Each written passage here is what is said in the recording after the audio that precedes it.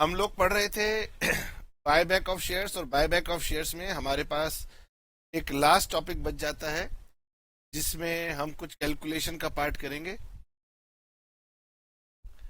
अगर मैं बायबैक के क्वेश्चंस की बात करूं तो बायबैक ऑफ शेयर्स इसमें से थ्योरी भी आ सकती है और प्रैक्टिकल भी आ सकता है। ज्यादातर प्रैक्टिकल पूछा जाता है। इस प्रैक्टिकल में दो तरीके के क्वेश्चंस होते हैं, बताओ। पहला तो सर बाय बैक की जर्नल एंट्रीज, ये हम कवर कर चुके। दूसरा आता है कि हमें क्वेश्चन कहता है कि कैलकुलेट कीजिए maximum buyback made, maximum buyback allowed the company.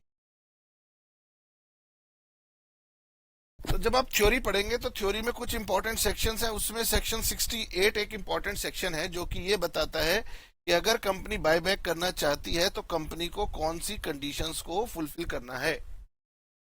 अब जो बुक हम फॉलो कर रहे हैं, इसके बुक के चैप्टर के पेज नंबर 4 पे, यानी चैप्टर नंबर 7 चल रहा है, तो 7.4 के ऊपर वो कंडीशन। इन कंडीशंस में ना कुछ कंडीशंस तो प्योर थ्योरेटिकल कंडीशंस होती हैं। प्योर थ्योरेटिकल मतलब प्रोसीजरल कंडीशंस होती हैं। आपको दिखाई नहीं दे रहा तो चिंता नहीं करना, बता रहा हूं। प्रोसीजरल कंडीशन का मतलब होता है कि आपको आर्टिकल्स में ये बात लिखी हुई होनी चाहिए कंपनी के कि कंपनी बायबैक कर सकती है, उन्हें स्पेशल रेजोल्यूशन पास करना पड़ेगा। ये सब थ्योरेटिकल कंडीशंस हैं। वहीं पर कुछ ना प्रैक्टिकल कंडीशंस भी हैं, और उन प्रैक्टिकल कंडीशंस में 3 कंडीशंस हमें बताई गई है कि कंपनी अगर बायबैक करेगी तो ऐसा नहीं है कि सारी की सारी कैपिटल बायबैक कर लेगी, उन्हें एक लिमिट तक ही बायबैक अलाउड है। तो 3 हमारे पास यहाँ पर कंडीशंस हैं जिनकी मैं अभी आपके साथ में बात करूंगा, और इन 3 कंडीशंस में अलग अलग वैल्यूज निकलेंगी, और तीनों कंडीशंस में जो भी वैल्यूज निकलेंगी आपने उन तीनों का जो भी मिनिमम नंबर ऑफ शेयर्स है वही आपको अलाउड होगा फॉर बायबैक। यानी सेक्शन 68 में आपको 3 कंडीशंस कैलकुलेट करनी है। तीनों कंडीशंस में अलग अलग नंबर ऑफ शेयर्स आएंगे, और लॉ कहता है जो उन तीनों में से सबसे मिनिमम नंबर ऑफ शेयर्स आएंगे वही आपका अलाउड होगा बायबैक करने की। और वो अलाउड होगा मतलब वो आपकी मैक्सिमम अलाउड लिमिट होगी, उसके अंदर अंदर आप चाहें तो शेयर्स बायबैक कर सकते हैं। ठीक है। अच्छा, हमने आपको बोला था कि एक कंसेप्ट वाला रजिस्टर रखना, तो कंसेप्ट वाले रजिस्टर पे ये तीनों मैं आपको नोटिंग करवा दूंगा। तो हमारे पास 3 टेस्ट हैं। कितने टेस्ट हैं? 3 टेस्ट हैं। पहले टेस्ट को हम लोग बोलते हैं रिसोर्स टेस्ट, दूसरे को हम बोलते हैं शेयर्स आउटस्टैंडिंग टेस्ट, और जो तीसरा है ना, ये थोड़ा सा बेसिकली कैलकुलेशन में कॉम्प्लेक्स है। वैसे है ये सिंपल सा, लेकिन कैलकुलेशन में कॉम्प्लेक्स हो जाता है। इसको हम बोलते हैं डेट इक्विटी टेस्ट। 3 टेस्ट हैं। तो रिसोर्स टेस्ट में जो भी आपके नंबर ऑफ शेयर्स निकल के आए, शेयर्स आउटस्टैंडिंग टेस्ट में जो भी आपके नंबर ऑफ शेयर्स निकल के आए, तो एक्स वाई जेड इन तीनों में तो भी आपकी मिनिमम नंबर ऑफ शेयर्स निकलेंगे वही आपके maximum number of shares allowed for buyback होगा। ठीक है। नाउ सबसे पहला रिसोर्स टेस्ट। रिसोर्स टेस्ट कहता है कि जो भी आपकी पेडअप, जो भी आपकी पेडअप कैपिटल है, जो भी आपकी पेडअप कैपिटल होगी, प्लस फ्री रिजर्व्स होंगे टोटल, उसका 25%, 25% of your paid up capital and free reserve. तो भी आपकी बैलेंस शीट में टोटल पेड अप कैपिटल और फ्री रिजर्व आ रहे हैं, उनका 25% निकालिए और डिवाइडेड बाय कर दीजिए कि आप क्या बायबैक प्राइस ऑफर कर रहे हैं, उससे डिवाइड कर दीजिए तो आपका पहला रिसोर्स टेस्ट आ जाएगा। यानी आपने जो रिसोर्सेज यूज करने हैं उनका केवल आप 25% ही यूज कर सकते हैं, और फिर ये आपके बायबैक के प्राइस के ऊपर डिपेंड करेगा। जितना ज्यादा बायबैक का प्राइस देंगे उतने कम नंबर। ठीक है सर। नंबर 2, अब हो सकता है आपके पास बहुत सारे फ्री रिजर्व बैलेंस शीट में रखे हुए हो। मान लीजिए कंपनी की बैलेंस शीट में पता चले बहुत सारा फ्री रिजर्व है, उन्होंने 25% अमाउंट निकाला और बायबैक प्राइस से ऑफर किया, और पता चला कि भाई साहब कैपिटल का सिग्निफिकेंट नंबर ऑफ शेयर्स जो है बायबैक हो गया। ऐसा हो सकता है। गवर्नमेंट ऐसा नहीं चाहती, इसलिए गवर्नमेंट कहती है कि देखो रिसोर्स टेस्ट से एक लिमिट निकलेगी, लेकिन अब हम आउटस्टैंडिंग शेयर्स आउटस्टैंडिंग टेस्ट लगाएंगे। दूसरा हम करेंगे शेयर्स आउटस्टैंडिंग टेस्ट। ये भी बहुत सिंपल है, इसमें भी 25% की लिमिट है। 25% ऑफ टोटल आउटस्टैंडिंग मतलब इशूड इक्विटी शेयर्स। अगर आप इक्विटी शेयर्स का बायबैक कर रहे हैं तो भाई जो भी शेयर्स टोटल है उसका 25% आप ले सकते हैं। यानी अगर कंपनी की बैलेंस शीट के अंदर मान लीजिए 1 लाख इक्विटी शेयर आ रहे हैं, बैलेंस शीट में 1 लाख इक्विटी शेयर इशू कर रखे हैं, तो उसका 25% यानी 25,000 शेयर्स आप बायबैक कर सकते। तो पहली दो कंडीशन है बेटे बहुत सिंपल है, कोई दिक्कत वाली बात इन दोनों में नहीं आती। नंबर ऑफ शेयर्स का भी 25% निकाल लो पहला, जिसे शेयर आउटस्टैंडिंग टेस्ट कहा है मैंने। और फिर दूसरी कंडीशन ये है कि जो भी आपकी पेड अप कैपिटल है इक्विटी प्लस प्रेफरेंस मिला के प्लस फ्री रिजर्व जो है उनको मिला के डिवाइड बाय बायबैक प्राइस से डिवाइड कीजिए, लेकिन 25% की लिमिट को यूज करना है। ये दो कंडीशन बहुत ही सिंपल है। फ्री रिजर्व कौन से रिजर्व होते हैं? जनरल रिजर्व, P&L अकाउंट, ये सब आपके फ्री रिजर्व होते हैं जहां से आप डिविडेंड दे सकते हैं। अच्छा, अगर किसी बच्चे को डाउट हो तो अभी लिख लो अपने रजिस्टर पर कि इस चैप्टर में सिक्योरिटीज प्रीमियम फ्री रिजर्व है। तो फ्री रिजर्व में मैंने क्या क्या लेने के लिए कहा? आप सिक्योरिटीज प्रीमियम ले सकते हैं, आप जनरल रिजर्व ले सकते हैं, आप P&L ले सकते हैं, आप डिविडेंड इक्विलाइजेशन रिजर्व ले सकते हैं। सिक्योरिटीज प्रीमियम को लॉ ने फ्री रिजर्व बनाया है, वो फ्री रिजर्व होता नहीं है। बाकी general reserve, P&L, dividend equalisation reserve, ये वो रिजर्व है जिनसे कंपनी डिविडेंड दे सकती है, और जिससे कंपनी डिविडेंड दे सकती है उसी को फ्री रिजर्व कहा जाता है। और कौन से रिजर्व फ्री नहीं है? तो कैपिटल रिडेम्पशन रिजर्व एक फ्री रिजर्व नहीं है। आपका अगर कोई और रिजर्व आ जाए लाइक कैपिटल रिजर्व आ जाए तो वो फ्री रिजर्व नहीं है। तो इस तरीके से अगर कोई और रिजर्व आपको दिया हुआ है जैसे रीवैल्यूएशन रिजर्व करके आ रखा है तो वो आपका फ्री रिजर्व नहीं है। तो आप याद कीजिए कौन से फ्री रिजर्व है। फ्री इन दोनों कंडीशंस को, सिंपल कंडीशंस को पार करके हमारे पास एक थर्ड कंडीशन आती है जिसे हम बोलते हैं डेट इक्विटी टेस्ट। ठीक है, ये क्या कहती है? ये कहती है कि आपकी बैलेंस शीट में जो डेट है, डेट में चाहे वो लॉन्ग टर्म डेट हो, डेट का मतलब होता है उधारी, कंपनी ने जो उधारी दे दी है लोगों को, लॉन्ग टर्म हो या फिर वो शॉर्ट टर्म डेट हो। तो शॉर्ट टर्म डेट को आप करंट लाइबिलिटी बोलते हो और लॉन्ग टर्म डेट को तो आप क्या बोलते हो? नॉन करंट लाइबिलिटी बोलते हो। ये आपकी नॉन करंट लाइबिलिटीज है, ये आपका डेट है। ठीक है, और इक्विटी में आता है paid up capital plus free reserve. तो लॉ ये कहता है कि अगर आप कैपिटल को बाय बैक करोगे तो आपकी इक्विटी कैपिटल कम होगी और इसका प्रभाव मेरे डेट इक्विटी रेशियो पे पड़ता है। तो आपकी जो डेट इक्विटी रेशियो है, डेट इक्विटी रेशियो, इसके अंदर long term plus short term दोनों आ गए, डिवाइडेड बाय इक्विटी। इक्विटी का मतलब होता है इक्विटी प्लस प्रेफरेंस दोनों कैपिटल और प्लस में फ्री रिजर्व। ये 2:1 से ज्यादा नहीं होनी चाहिए। यानी कि इस बात को समझो, अगर आपकी इक्विटी, अगर कंपनी की इक्विटी 5 करोड़ है, 5 करोड़ कंपनी की इक्विटी है, तो 2:1 का मतलब है डेट 10 करोड़ तक हो सकते हैं। अभी मैं आपको समझा रहा हूं। मान लीजिए कंपनी की जो इक्विटी है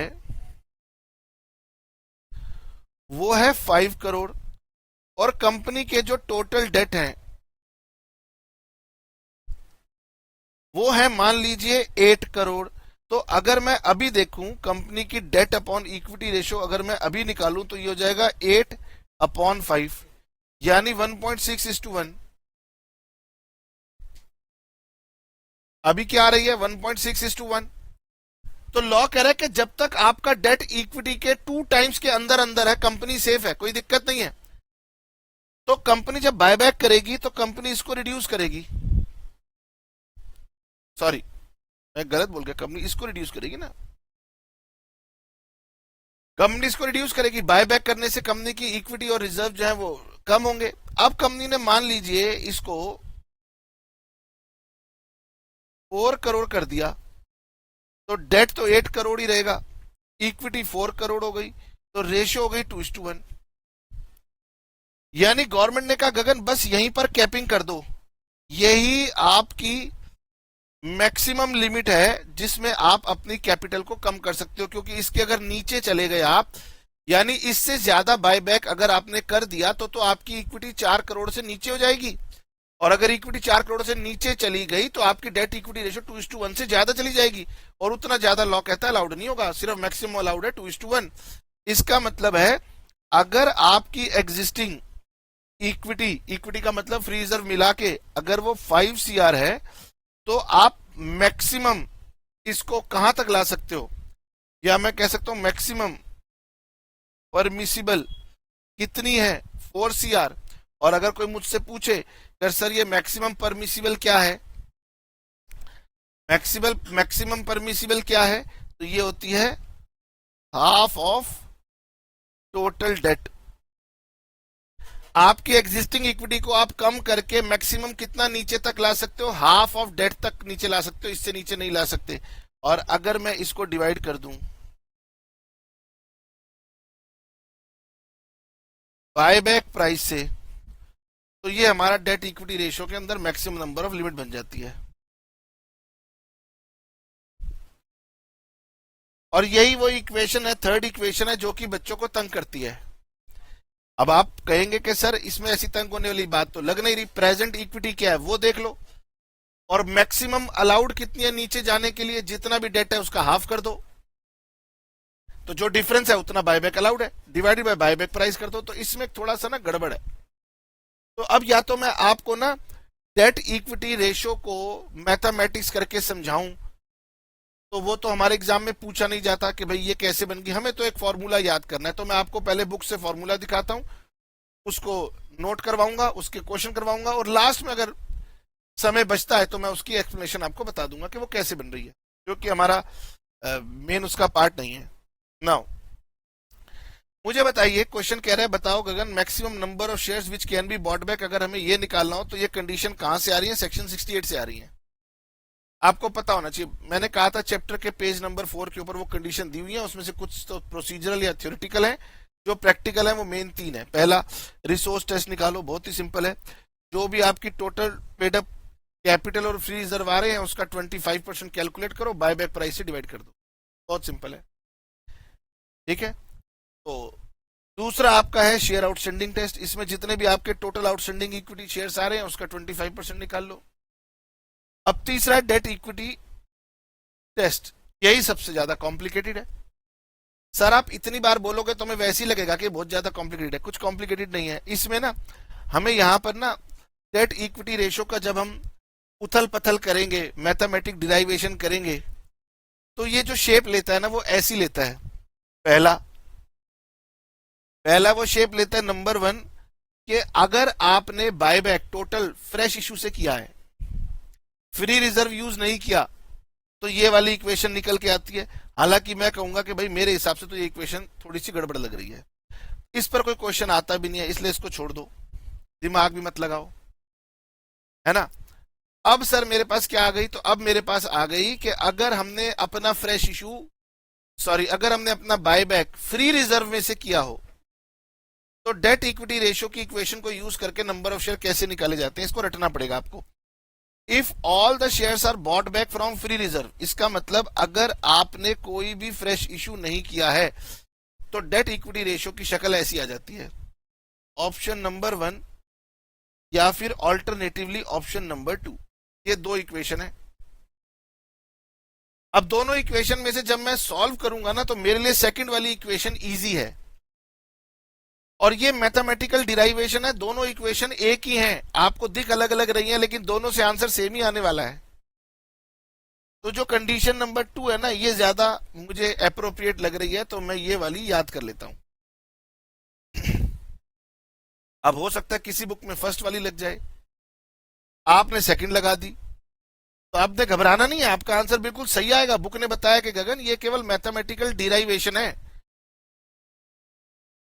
अगर कोई बच्चा सीए कर रहा होगा, वो अपना स्टडी मॉड्यूल खोलेगा, वहां पर तो एक्स और वाई दो वेरिएबल लगाए हुए हैं, और उनके टीचर बताते हैं कि पता नहीं स्टडी मॉड्यूल ने क्यों एक्स और वाई लगा दिया। अरे कॉम्प्लिकेशन है बेटे इस बात के अंदर। और मैं आपको बता रहा हूं कि आपने इन दोनों में से कोई एक इक्वेशन याद कर लेनी है। मैं सजेस्ट करूंगा सेकंड वाली याद कर लेना, क्योंकि इसे सॉल्व करना ज्यादा आसान है। ओ, और देखो सेकंड वाली कंडीशन क्या कह रही है। सेकंड कंडीशन कह रही है कि अगर डेट इक्विटी रेशियो का इस्तेमाल करके आप नंबर ऑफ शेयर निकालना चाहते हो, तो पहले देखो आपकी एग्जिस्टिंग कैपिटल और फ्री रिजर्व कितने, मैंने कहा था उसमें से माइनस कर दो कितना मिनिमम परमिसिबल है आपको नीचे जाने के लिए, और उसको मैंने कहा था वो होता है half of total date. Half of total date, सरल भाषा में half of total date. Book ने टोटल डेट यूज करने के बजाय सिक्योर्ड अनसिक्योर्ड लिख दिया, मैंने कहा था long term short term.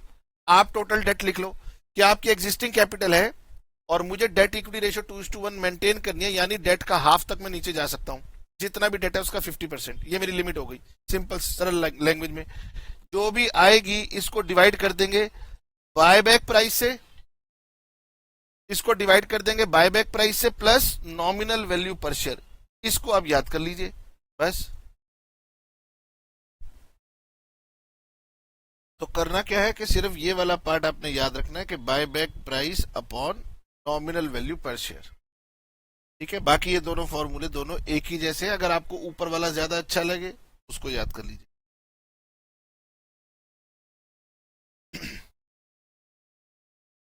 A limited company wants to buy back 50,000 equity shares at the rate 12.50 per share. एक कंपनी 50,000 शेयर बाय करना चाहती है from the following information. Record journal entries for buyback of 50,000 shares in the books of A Limited, assuming there is enough bank balance to buy. अब वो कह रहे हैं कि भाई कंपनी 50,000 शेयर्स बाय करना चाहती है, एंट्रीज बना दीजिए। तो आपने पढ़ा हुआ है, आप बना सकते हैं, ओके। साथ ही साथ वो ये कह रहे हैं लास्ट में, also calculate maximum number of equity shares that can be buy back as per the provisions of the companies act 2013। वो कह रहे हैं कि गगन सर ये और बता दो कि चलो 50,000 शेयर तो हम बायबैक कर रहे हैं, हम कितने कर सकते थे, मैक्सिमम कहां तक जा सकते थे। ठीक है बताओ जी। सबसे पहला हमने याद किया रिसोर्स टेस्ट, तो पहले रिसोर्स टेस्ट कर लेते हैं। रिसोर्स टेस्ट कहता है कि 25% of your paid up capital, equity capital है 80 लाख, प्रेफरेंस कैपिटल है 20 लाख, दोनों हो गया 100 lakh, 100 lakh. Capital redemption reserve is not a free reserve, क्योंकि इससे हम डिविडेंड नहीं दे सकते, इससे हम केवल बोनस शेयर इशू करते।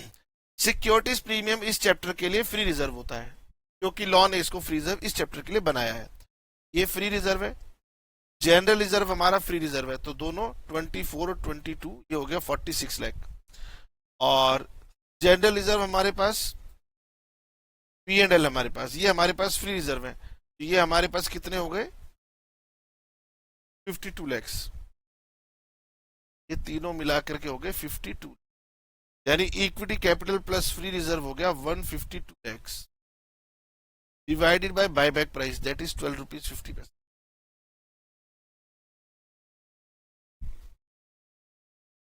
तो ये हो गया 38 लैक्स अपॉन 12.50 लैख 4000 शेयर्स। पहला resource test, number of shares आ गए 3,04,000। दूसरा share outstanding test,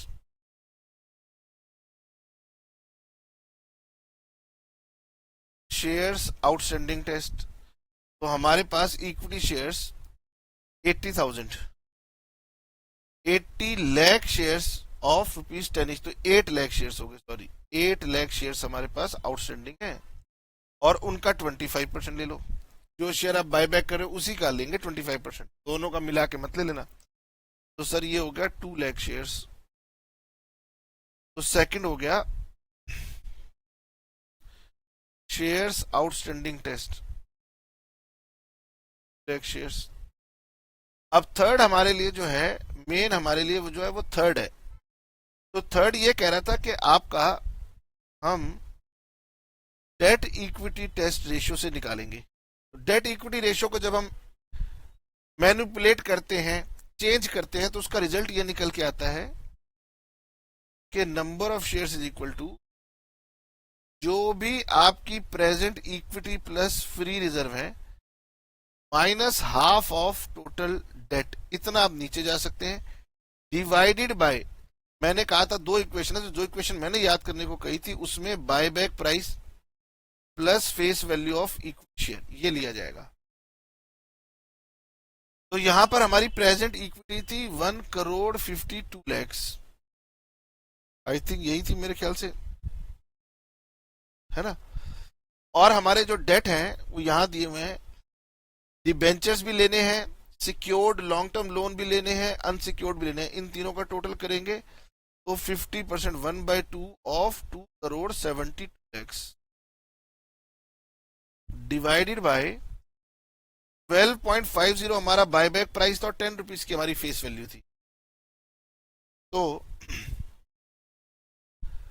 1,52 lakh minus 1,36 lakhs divided bye 22.50, तो इसको हम सॉल्व करेंगे तो हमारे आ जाएंगे जो डेट इक्विटी टेस्ट है उसमें हमारे नंबर ऑफ शेयर्स आ रहे हैं 71,101, 111.11, तो 111 शेयर। अब हमारी, क्योंकि सेक्शन 68 कहता है कि आप बायबैक कर सकते हैं, सारी कंडीशन फुलफिल होनी चाहिए, और सारी कंडीशन तभी फुलफिल हो सकती है जब हम इनका लोएस्ट लेते हैं, इसका मतलब 71,111 शेयर। ओके,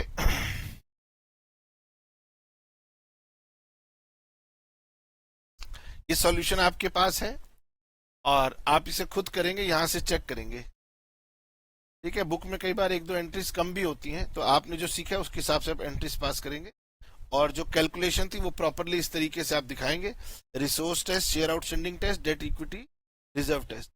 तो बुक ने ये वाला फॉर्मूला यूज कर लिया, कोई बात नहीं, हमने दूसरा वाला यूज कर लिया था, हमने ये वाला, ये अल्टरनेटिव वाला, ये वाला फॉर्मूला हमने यूज किया था। क्यों? क्योंकि इसमें आपका आंसर जल्दी निकल आएगा। Now following is the balance sheet of Messrs competent limited listed company. Okay, आपके पास इक्विटी कैपिटल है, सिक्योरिटीज प्रीमियम है, ये फ्री रिजर्व है, रेवेन्यू रिजर्व एक फ्री रिजर्व है, P&L एक फ्री रिजर्व है, ठीक है। ये आपका डेट हो गया, और ये भी शॉर्ट टर्म बोरोइंग्स, ये सब आपके डेट होंगे, ये सारा का सारा आपका टोटल डेट हो गया। यहां पर भी लिख रहा है कि company wants to buy back 25,000 equity shares of 10 each, यानी कंपनी ने बता रखा है हम कितना बायबैक करना चाहते हैं। Buyback of share is duly authorised, वो कह रहे सेक्शन 68 में जो ऑथोराइज आर्टिकल ने करना चाहिए था वो कर दिया, रेजोल्यूशन हमने पास करवा दिए। Payment of buyback will be made by the company out of sufficient bank balance. Question को सिंपल रखते उन्होंने कहा गगन सर हमने कोई एसेट नहीं बेचा, यानी P&L की पोजीशन में कोई चेंज नहीं हुआ। फिर कह रहे comment with your calculations whether buyback of share by company is within the provisions of companies act, तो ऑब्वियसली होगा ही होगा। If yes pass necessary entries to buy back the shares and prepare the balance sheet after the buyback, यानी वो कह रहे हैं कि ये बताइए कि क्या ये लिमिट के अंदर था, तो फिर मुझे वही तीनों लिमिट्स निकालनी है, तो वो तीनों लिमिट्स आप खुद निकालेंगे। Resource test, shares outstanding test और तीसरा डेट इक्विटी रेशियो वाला जो हमने इक्वेशन यूज किया था वो वाला टेस्ट आप करेंगे। नाउ ठीक है, तो बुक ने ऑल्टरनेटिव 1 वाला फॉर्मूला लगाया, आप ऑल्टरनेटिव 2 वाला फॉर्मूला लगा लीजिएगा। तो ये हमारे पास यहां पर ये चैप्टर यहां पर हमारे कंप्लीट हो जाता है। ठीक है, नाउ जो हमारा कंसेप्ट वाला पेज है उस कंसेप्ट वाले पेज पर यहां पर हमने इसको नोट कर दिया। ठीक है, मैं एक काम करता हूं, जो हमारा कंसेप्ट वाला पेज है वहां पर ये देखिए मैंने लिखा ये calculation of maximum number of shares to be bought back जो हम निकालेंगे, सेक्शन 68 कहता है कि maximum number of shares to be bought back होंगे shall be the minimum of the following 3 test, इन 3 टेस्ट में जो सबसे कम निकलेगा वही लेना है। तो पहला मैंने लिखा है शेयर आउटस्टैंडिंग टेस्ट, क्योंकि सबसे सिंपल होता है इसलिए मैंने इसको नंबर 1 कर दिया। रिसोर्स टेस्ट को मैंने इसके नीचे लिख दिया। ठीक है, यहां पर आप paid up capital free reserve का 25% निकालेंगे, फिर बायबैक प्राइस से डिवाइड करेंगे, फिर आएगा। तीसरा हो जाता है हमारा डेट इक्विटी टेस्ट, जो कि बेसिकली ये कहता है कि आपकी डेट इक्विटी रेशियो जो है आफ्टर बायबैक वो 2 से ज्यादा नहीं हो सकती। ठीक है, तो मैक्सिमम 2 हो सकते हैं, तो मैंने लिख दिया कि date equity ratio should be क्या कहेंगे लेस देन 2:1। ये मैंने साइन जो है ना शायद मोर देन का लगा दिया, गलत लगा दिया, should be like this. Date equity ratio जो है शुड बी लोअर देन 2:1, ये होनी चाहिए। नाउ आपने एग्जाम में ये वाली इक्वेशन नहीं लिखनी, आपने तो इसका रिजल्ट लिखना है। और इसका रिजल्ट मैंने आपको क्या बताया था, इसका रिजल्ट मैंने आपको बताया था कि अगर इस इक्वेशन का आप रिजल्ट देखें तो नंबर ऑफ शेयर्स निकालने का फॉर्मूला हो जाएगा existing equity and free reserves minus half of total debt divided bye, इसको मैं जरा नीचे कर देता हूं ताकि आपको बढ़िया समझ में, divided by buy back price plus face value of shares. ठीक है, ये वाला जो सेकंड ऑल्टरनेटिव फॉर्मूला ये यूज करेंगे, और ये हम कब यूज करते हैं, when there is no fresh issue, यानी सारा का सारा आपने फ्री रिजर्व यूज किया, कोई फ्रेश इशू नहीं है, तब ये वाला फॉर्मूला हम यूज करते हैं। अब हमारा एग्जाम का पर्पस तो यहां पर पूरा हो जाता है। अब किसी स्टूडेंट को अगर ये नॉलेज के लिए जानना हो कि सर ये इक्वेशन हमारी कैसे बनती है, क्या कहां से आ गई, तो इसको समझ लेते हैं। नाउ अब देखिए वो कहते हैं कि गगन सर आप अपनी इक्विटी कैपिटल जो करेंगे आफ्टर द बायबैक वो कितनी हो सकती है मैक्सिमम, डेट इक्विटी रेशियो 2 जा सकती है, 2 से ज्यादा नहीं होनी चाहिए, अगर 2 से ज्यादा होगी तो बिगड़ जाएगा, तो हमने इसको 2 पे सेट कर लिया। नाउ यहां पर अगर हम देखें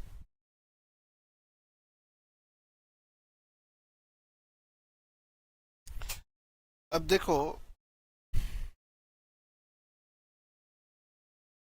पर रहेगा टोटल डेट, सिंपल रखने के लिए मैंने इसको टोटल डेट लिख दिया, बुक में लिखा हुआ है secured unsecured long term short term. मुझे चाहिए नीचे equity and free reserve after buyback. तो देखो जब आप बायबैक करेंगे तो आपकी इक्विटी पेड अप कैपिटल कम हो जाएगी। जब आप बायबैक करते हैं तो आपको अपनी कैपिटल माइनस करनी पड़ती है, यानी बायबैक से आपकी इक्विटी कैपिटल कम हो जाती है। जितने नंबर ऑफ शेयर्स आपने बायबैक किए इनटू में फेस वैल्यू, जितने नंबर ऑफ शेयर्स आपने बायबैक किए इनटू फेस वैल्यू, इतनी कैपिटल आपकी कम हो जाएगी।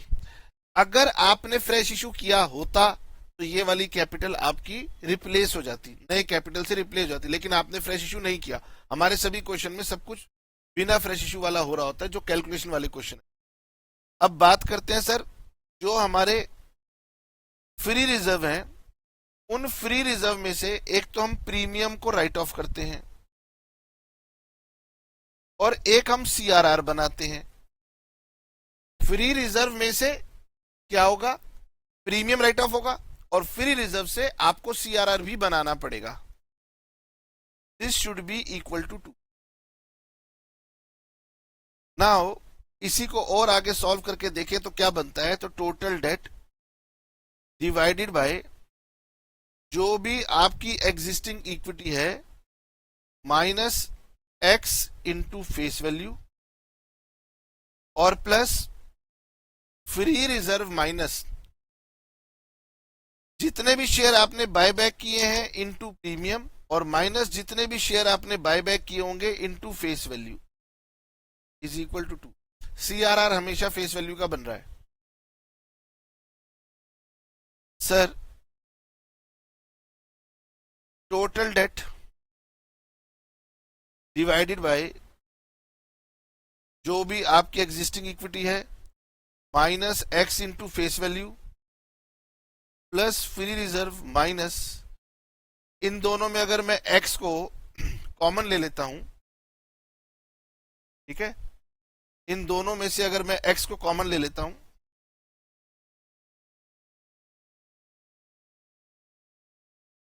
तो अंदर बच जाएगा प्रीमियम प्लस फेस वैल्यू।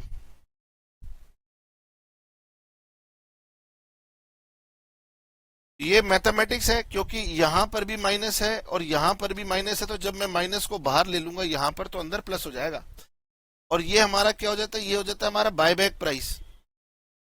इसका मतलब हो गया कि टोटल डेट डिवाइडेड बाय, मैं लिखता हूं equity plus free reserve minus X into face value minus X into buyback price is equal to 2।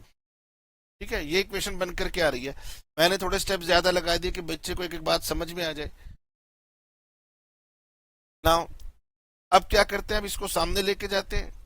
इसको आप ऐसे लिखिए 2/1, तो 2 को इधर ले आइए और इस इक्वेशन को सामने ले जाइए ऊपर। तो क्या बना 1/2 डेट, तो राइट हैंड साइड पे जो न्यूमरेटर में 2 था वो लेफ्ट में आएगा, डिनोमिनेटर में चला गया, क्रॉस मल्टीप्लीकेशन का रूल है, is equal two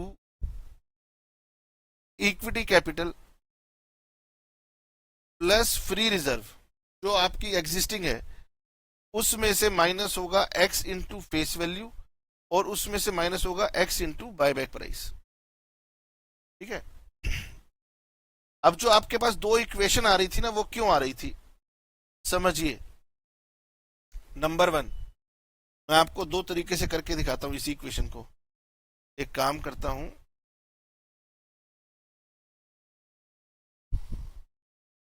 alternative 1। Alternative 1 कहता है कि गगन सर आप एक काम कीजिए, आप ये वाला जो पार्ट है ना, ये वाला पार्ट, सिर्फ इतने से पार्ट को आप लेफ्ट हैंड साइड पे ले आइए, तो जो राइट हैंड साइड पे माइनस है वो प्लस हो जाएगा, यानी ये हो जाएगा x into buyback price is equity capital plus free reserve minus x into face value और इसमें से हो जाएगा minus half of total date. जो लेफ्ट हैंड साइड से राइट हैंड साइड में जाएगा वो पॉजिटिव से नेगेटिव हो जाएगा। और फिर x का अगर कोई मुझसे फॉर्मूला पूछे तो ये आ जाएगा equity capital plus free reserve minus x into face value और minus half of total debt divided by buyback price.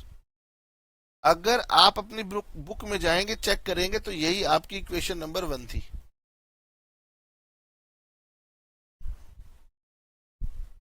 Equation number 1 को चेक करते हैं, ये देखिए, ये देखो जो भी आपकी existing equity plus free reserve है minus nominal value into X और minus half of total debt divide by buyback price, वही बन गई इक्वेशन। नाउ अब अगर मैं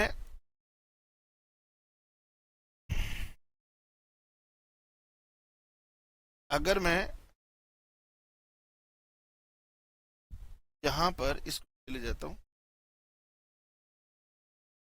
और यहां पर मैं इसके साथ साथ इसको भी लेफ्ट हैंड साइड पे ले आऊं, इन दोनों को लेफ्ट हैंड पे लाऊं तो क्या हो जाएगा, तो हो जाएगा x इंटू में face value plus x into में buyback price is equal to equity capital plus free reserve minus half of total debt. ठीक है, और यहां पर अगर मैं इन दोनों में x कॉमन ले लूं तो face value plus buyback price is equal to equity capital plus free reserve minus half of total date.